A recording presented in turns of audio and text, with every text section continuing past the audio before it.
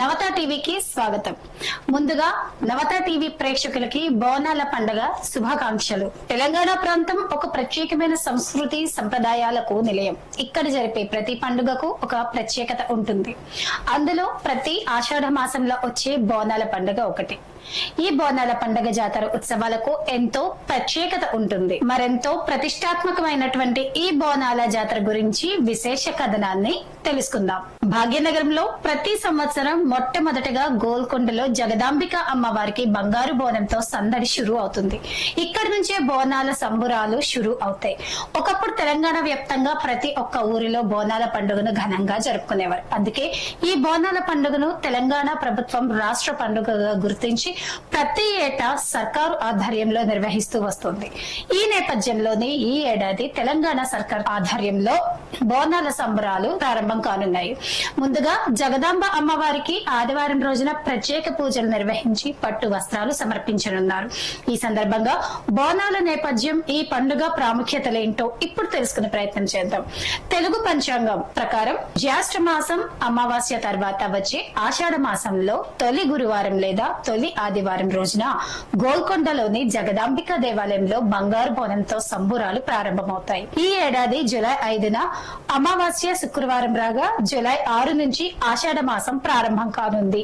ఆ మరుసటి రోజు అంటే జూలై 7 ఆదివారం నుంచి భాగ్యనగరంలో బోనాల సంబురాలు ప్రారంభం కానున్నాయి.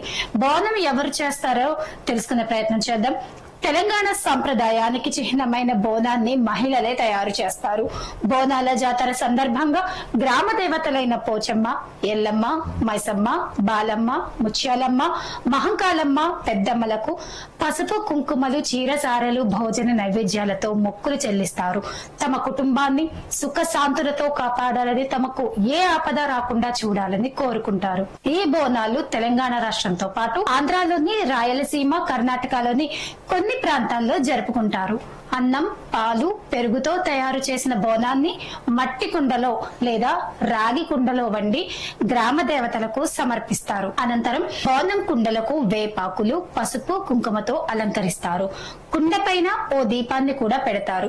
వీటిని మహిళలు నెత్తిన పెట్టుకుని మేళ తాళాలతో డప్పు చప్పుళ్ల మధ్య ఆలయాలకు తీసుకెళ్లి బోనం కుండలను నైవేద్యంగా సమర్పిస్తారు. గ్రామాల్లో దీన్ని ఊర పండగ అని కూడా అంటారు. ఇక తొలి పూజ గోల్కొండలోనే. ఈ బోనాల పండుగను 1000 సంవత్సరాల క్రితం నుంచే జరుపుకుంటున్నారు. కాకతీయ రాజులలో ఒకరైన ప్రతాపరుద్రుడు గోల్కొండలోని శ్రీ జగదాంబిక ఆలయంలో బోనాల సమయంలో ప్రత్యేక పూజలు చేసినట్లు పెద్దలు చెబుతారు. ఆ తర్వాత వచ్చిన ముస్లిం నవాబులు సైతం ఇక్కడ పూజలు జరుపుకునేందుకు అనుమతి ఇచ్చారు. హైదరాబాద్ లోని జగదాంబిక అమ్మవారి ఆలయం అతి పురాతనమైందిగా ప్రసిద్ధిగాంచింది. అందుకే ఇక్కడే తొలి బోనాన్ని ప్రారంభిస్తారు. రెండో బోనం బల్కంపేట రేణికల్లమ్మ గుడిలో, మూడో బోనం సికింద్రాబాద్ లోని ఉజ్జయిని మహంకాళి ఆలయంలో ఎత్తుతారు. ఆంగ్లేయుల కాలంలోనే సికింద్రాబాద్ లోని ఉజ్జయిని మహంకాళి ఆలయానికి ఓ చరిత్ర ఉంది.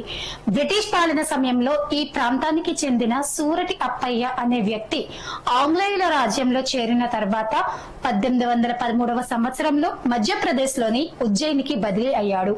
ఆ సమయంలో భాగ్యనగరంలో ప్లేగు వ్యాధి సోకి కొన్ని వేల మంది చనిపోయారు. ఆ విషయం తెలుసుకున్న ఆయన సహోద్యోగులతో కలిసి ఉజ్జయిని అమ్మవారి ఆలయానికి వెళ్లి తమ ప్రాంత ప్రజలను రక్షించమని కోరుకున్నాడట.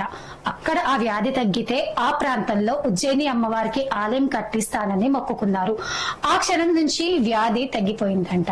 ఆ తర్వాత 1815లో తను నగరానికి తిరిగొచ్చి అమ్మవారి విగ్రహాన్ని ప్రతిష్ఠించి ఆలయ నిర్మాణాన్ని దగ్గరుండి పూర్తి చేయించారు. అప్పటి నుంచి ప్రతి సంవత్సరం ఆషాఢ మాసంలో బోనాల పండుగను ఘనంగా జరుపుతారు. ఇక చివరిగా భవిష్యవాణి. బోనాల జాతరలో చివరి రోజు ఓ మహిళ వచ్చి మట్టి కుండ మీద నిలబడి భవిష్యవాణి చెబుతుంది. దీనినే రంగం అంటారు. చివరిలో అంటే ఆగస్టు 4వ తేదీన అమ్మవారి విగ్రహాన్ని ఏనుగు మీద ఊరేగింపుగా తీసుకెళ్లి మూసీ నదిలో నిమజ్జనం చేస్తారు. దీంతో బోనాల సంబురాలు ముగుస్తాయి. తెలంగాణ సంస్కృతి సంప్రదాయాలకు పెద్దపీట వేస్తూ తెలంగాణ ప్రతిష్టాత్మకమైనటువంటి పండుగ అయిన బోనాల పండుగ విశిష్టతను తెలుసుకున్నారు కదా. మరొక్కసారి నవత టీవీ ప్రేక్షకులకు బోనాల పండుగ శుభాకాంక్షలు.